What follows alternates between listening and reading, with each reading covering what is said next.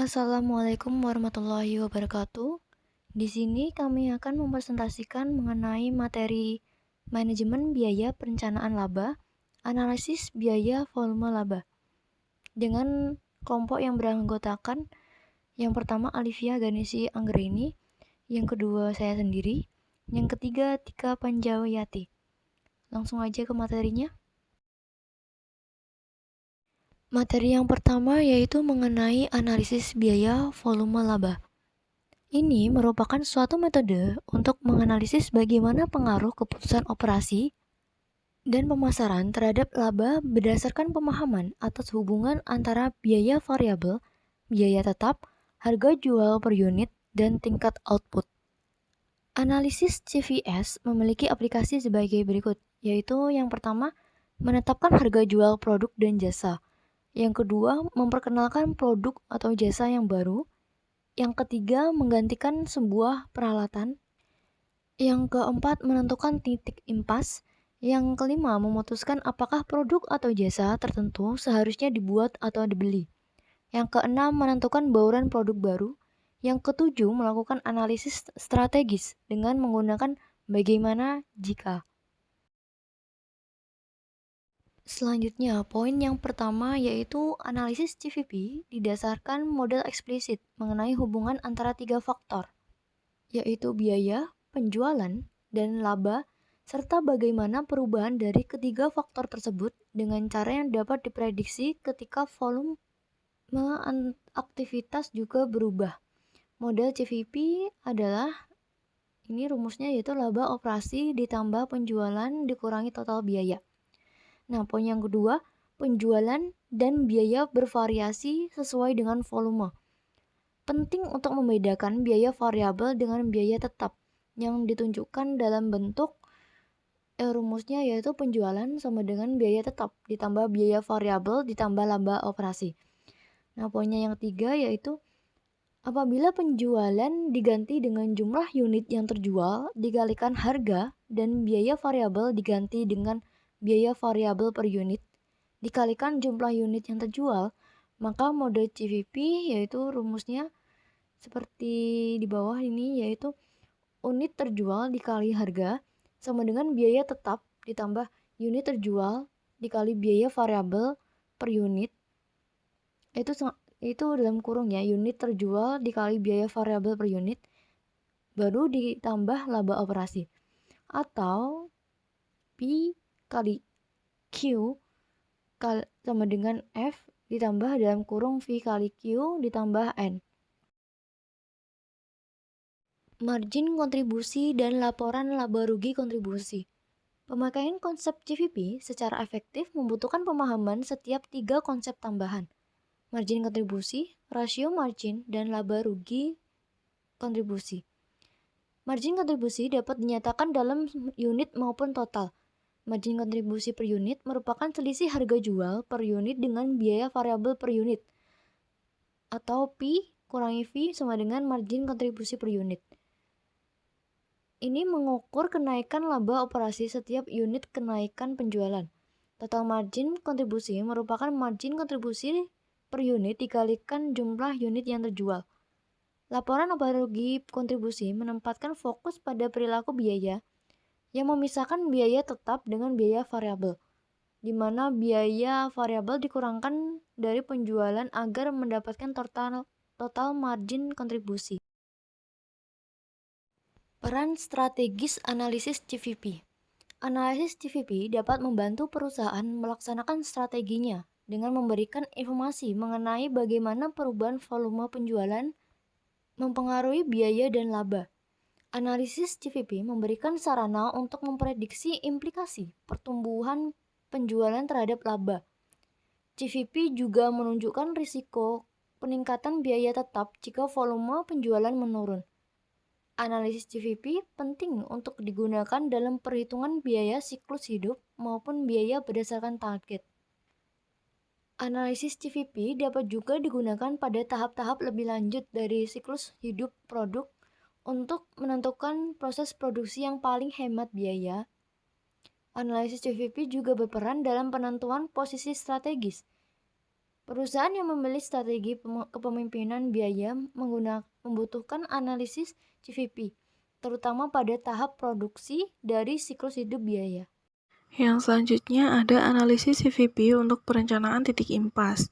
Titik awal dalam banyak perencanaan bisnis adalah bagaimana menentukan titik impas atau break-even point, yaitu titik di mana pendapatan sama dengan total biaya. Model CVP dipecahkan dengan memasukkan nilai-nilai untuk biaya variabel per unit atau V, harga atau P, total biaya tetap atau F, laba yang diinginkan sebelum pajak atau N sama dengan 0, dan memecahkan nilai Q. Nilai Q dapat dipecahkan dengan dua cara, yaitu metode bersamaan dan metode margin kontribusi. Kemudian yang selanjutnya, metode persamaan untuk titik impas dalam satuan unit. Metode persamaan menggunakan model CVP secara langsung, di mana rumusnya adalah P dikali I sama dengan F ditambah V ditambah I ditambah N. Dengan menggunakan margin kontribusi per unit, secara cepat dapat menentukan perubahan laba akibat perubahan unit penjualan. Penjualan sama dengan biaya tetap ditambah total biaya variabel ditambah laba operasi, di mana P dikali I sama dengan F ditambah V dikali I ditambah N. 75 dikali I sama dengan 5.000 sama dengan 35 dikali I. Penyelesaian untuk I dapat diasumsikan N sama dengan 0, maka titik impas adalah I sama dengan 125 per bulan atau 1.500 unit per tahun. 75 dikurangi 35 dikali I sama dengan 5.000, I sama dengan 5.000 dikali 75 dikurangi 35, I sama dengan 5.000 per 40 sama dengan 125 unit per bulan. Selanjutnya, metode persamaan untuk titik impas dalam satuan dolar. Terkadang jumlah unit terjual, biaya variabel per unit, dan harga jual tidak diketahui atau tidak praktis untuk ditentukan. Sebagai contoh, perusahaan punya banyak produk dan tertarik untuk menemukan titik impas seluruh produk. Hal ini tidak praktis untuk menemukan titik impas dalam satuan unit subproduk, tapi mungkin dapat menentukan titik impas dalam satuan dolar penjualan bagi seluruh produk. Metode yang digunakan metode persamaan dalam bentuk direvisi, di mana Y merupakan titik impas dalam satuan dolar penjualan. Penjualan sama dengan biaya tetap ditambah total biaya variabel ditambah laba, di mana P dikali I sama dengan F ditambah V dikali I ditambah N. P dikali Y per P sama dengan F ditambah V dikali Y per P ditambah NY sama dengan F ditambah V per P dikali Y ditambah dengan N. Kemudian contohnya adalah HFI diasumsikan bahwa karena terdapat banyak produk yang berbeda-beda dan hanya mengetahui total biaya variabel tahunan 48.000, total penjualan tahunan 180.000, dan total biaya tetap bulanan 5.000, maka dapat diperoleh rasio V per P sama dengan 0,4667 dikalikan dengan 48.000 per 180.000 dan memecahkan titik impas dalam satuan dolar, Y sama dengan 0,4667 dikali Y ditambah 5.000. Y sama dengan 9,375 per bulan, sama dengan 125 unit pada harga masing-masing sebesar 75. Nah, yang selanjutnya adalah metode margin kontribusi. Metode yang dapat digunakan untuk mengkalkulasikan titik impas adalah menggunakan persamaan bentuk aljabar yang sepadan, atau diturunkan dengan memecahkan model I dan berasumsikan bahwa titik impas N sama dengan laba sama dengan 0. I sama dengan biaya tetap per margin kontribusi per unit sama dengan F per P dikurangi V. Contohnya, HFI diasumsikan bahwa karena terdapat banyak produk yang berbeda-beda dan hanya mengetahui total biaya variabel tahunan 48.000, total penjualan tahunan 180.000, dan total biaya tetap bulanan 5.000, maka dapat diperoleh rasio V per P sama dengan 0,4667, 48.000 per 180.000, I sama dengan 5.000, 75 dikurangi 35 sama dengan 135 unit per bulan. Kemudian, metode margin kontribusi juga dapat digunakan untuk memperoleh titik impas dalam satuan dolar dengan menggunakan rasio margin kontribusi dengan memecahkan V sama dengan V per P dikali Y. Y sama dengan F per P dikurangi V per P, di mana P dikurangi V per P sama dengan rasio margin kontribusi. Contohnya, HFI diasumsikan bahwa karena terdapat banyak produk yang berbeda-beda dan hanya mengetahui total biaya variabel tahunan 48.000, total penjualan tahunan 180.000, dan total biaya tetap bulanan 5.000, maka dapat diperoleh rasio V per P sama dengan 0,4667.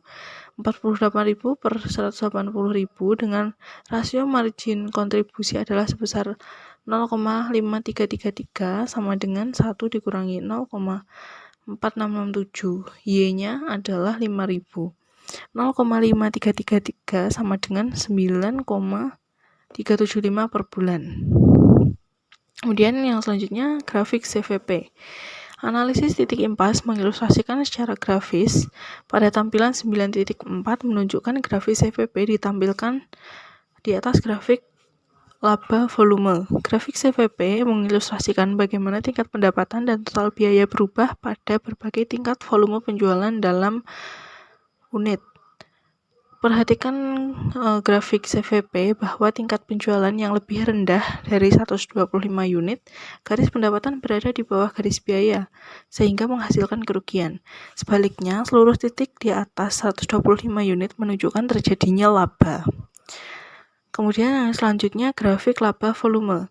Grafik laba volume pada bagian di samping mengilustrasikan bagaimana tingkat laba perubahan pada berbagai tingkat penjualan. Pada titik 125 unit labanya adalah 0.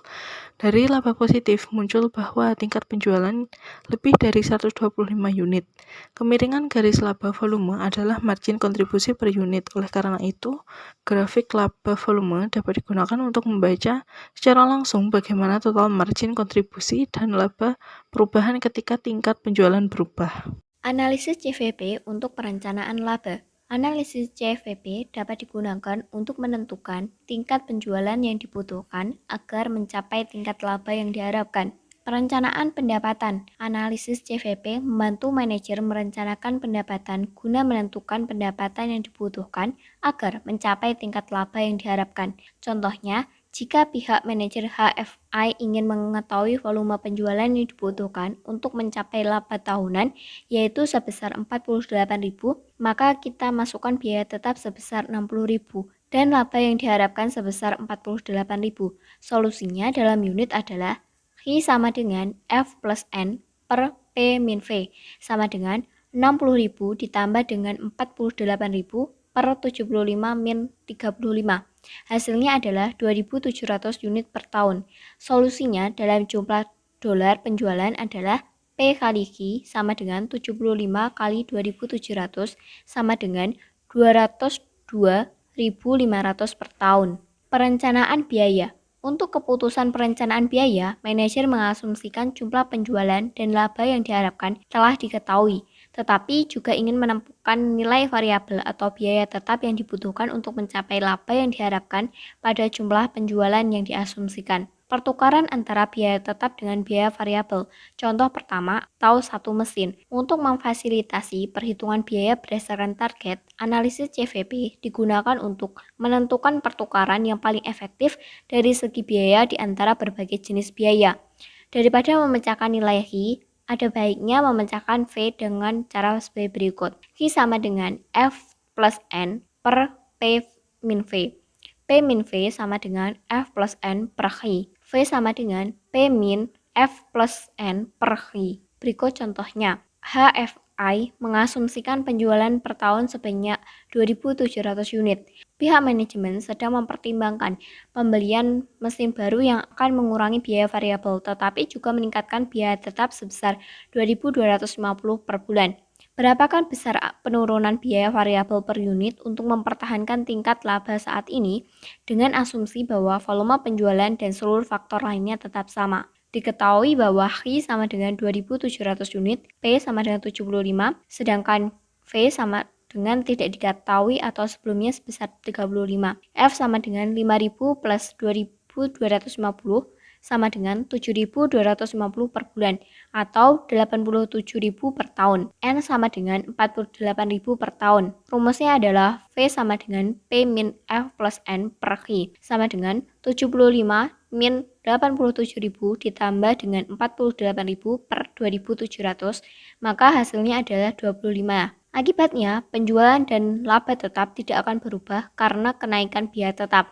Biaya variabel per unit turun dari sebesar 35 menjadi sebesar 25. Pertukaran antara biaya tetap dengan biaya variabel, contoh kedua atau dua mesin. Keputusan manajemen umum untuk memilih peralatan yang tepat untuk pekerjaan yang akan dilakukan. Jadi, ada suatu pilihan untuk melakukan pertukaran antara biaya tetap yang tinggi dengan biaya variabel per unit yang rendah versus biaya tetap yang relatif rendah dengan biaya variabel per unit yang relatif tinggi. Ketika volume naik, pilihan biaya tetap yang tinggi akan menjadi makin menarik ketika pilihan tersebut membawa pada total biaya variabel yang menurun. Contohnya adalah mengasumsikan bahwa HFI dapat memilih di antara dua mesin, salah satu mesin akan melengkapi operasi yang sama dengan kualitas yang sama, tetapi dengan biaya tetap dan variabel yang berbeda. Mesin A memiliki biaya tetap sebesar 5.000 dan biaya operasi variabel per unit sebesar 10. Sementara mesin B memiliki biaya tetap sebesar 15.000 dan biaya operasi variabel per unit sebesar 5. Untuk menentukan titik indifferent di mana pilihan biaya tetap yang rendah A dan biaya tetap yang tinggi adalah B, memiliki total biaya yang sama. Maka, untuk menetapkan persamaan biaya untuk setiap pilihan adalah sama dan pemecahan untuk jumlah penjualan. Maka biaya mesin A sama dengan biaya mesin B. Biaya mesin A yaitu 5.000 ditambah dalam kurung 10 kali Q sama dengan 15.000 ditambah 5 kali Q. Q sama dengan 10.000 per 5 sama dengan 2.000 unit. Jika HFI beroperasi pada 2.000 unit atau lebih dari 2.000 unit, maka mesin B seharusnya dipilih. Jika HFI beroperasi di atas 2.000 unit, maka mesin A seharusnya dipilih. Komisi dan gaji penjualan. Contoh ketiga. Pemakaian analisis CVP lainnya untuk perencanaan biaya adalah dalam rangka menentukan sasaran yang paling efektif biaya untuk mengolah biaya penjualan. Melalui usulan perubahan biaya variabel dan biaya tetap untuk mengakomodasikan rencana gaji dan komisi yang baru, biaya tetap akan menurun dan biaya variabel akan menurun sebagai akibat dari penurunan komisi. V sama dengan tarif komisi kali harga jual ditambah biaya variabel per unit lainnya yang tidak didasarkan pada komisi. Contohnya adalah pihak manajemen HFI sedang meninjau ulang gaji dan komisi penjualan serta menemukan bahwa 1.000 dari biaya tetap bulanan sebesar 5.000 untuk gaji tenaga penjualan dan 7,50 dari biaya variabel serta unit sebesar 35,00 adalah komisi penjualan sebesar 10%. Andaikan pihak manajemen HFI sedang mempertimbangkan kenaikan gaji tenaga penjualan sebesar 450 dengan mengurangi tarif komisi penjualan yang diharapkan, berapakah tarif komisi yang harus diturunkan pihak manajemen untuk mempertahankan labanya tetap sama dengan asumsi bahwa volume penjualan dan seluruh faktor lainnya tetap tidak berubah. Melalui usulan perubahan biaya variabel dan biaya tetap untuk mengakomodasi rencana gaji dan komisi yang baru, biaya tetap akan meningkat sebesar 450 per bulan dan biaya variabel akan menurun sebagai akibat dari penurunan tarif komisi. Maka V sama dengan tarif komisi kali harga jual ditambah biaya variabel per unit lainnya tidak didasarkan pada komisi. V sama dengan dalam kurung R dikali 75 ditambah dengan 27,50 dan F sama dengan biaya tetap bulanan saat ini ditambah dengan kenaikan gaji bulanan. F sama dengan 5.000 ditambah 450 sama dengan 5.450 per bulan atau 65.400 per tahun. Selanjutnya menggunakan model CVP untuk memecah nilai V. V sama dengan F ditambah N per P min V. V sama dengan P min F tambah N per Q. Menggantikan nilai V dan F dengan N sama dengan 48.000 dengan nilai Q sama dengan 2.700, maka dalam kurung R kali 75 tutup kurung ditambah 27,50 sama dengan 75 min 65.400 ditambah 48.000 per 2.700. R sama dengan 0,0733. Dalam situasi semacam ini, manajer harus menurunkan tarif komisi dari 10% menjadi 7,33% untuk mempertahankan laba tahunan tetap sama dengan dan membayar tambahan gaji bulanan sebesar 450 bagi tenaga penjualan.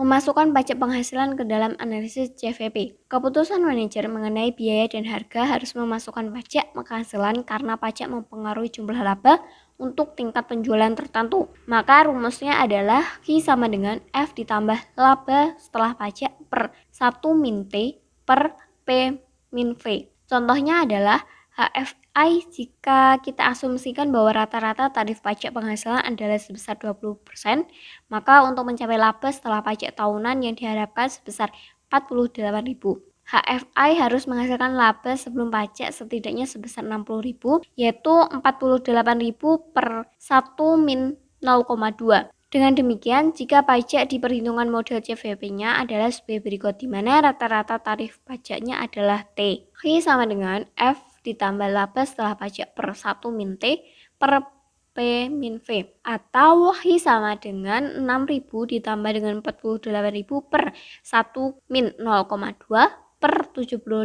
min 35 sama dengan 3.000 unit per tahun. Jumlah tersebut mempengaruhi peningkatan sebesar 300 unit di atas 2.700 unit yang dibutuhkan untuk mencapai tingkat laba sebelum pajak. Kesimpulan, analisis biaya volume laba adalah analisis pola-pola perilaku biaya yang mendasari hubungan-hubungan antara biaya, volume, dan laba. Analisis biaya volume laba kerap pula disebut dengan analisis impas karena signifikasisme mengacu pada sebuah pemicu biaya aktivitas seperti unit penjualan yang diasumsikan berkorelasi dengan perubahan-perubahan pendapatan, biaya, dan laba. Analisis biaya, volume, laba merupakan persoalan yang kompleks karena hubungan-hubungan tersebut kerap dipengaruhi oleh faktor-faktor yang seluruhnya atau sebagian di luar kendali manajemen. Titik impas merupakan tingkat aktivitas di mana suatu organisasi tidak mendapatkan laba dan juga tidak mendapatkan rugi.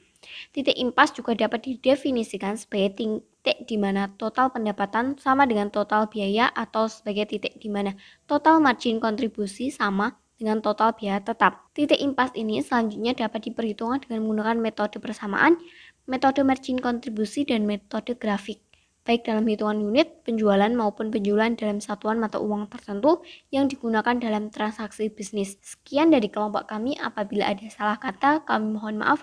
Wassalamualaikum warahmatullahi wabarakatuh.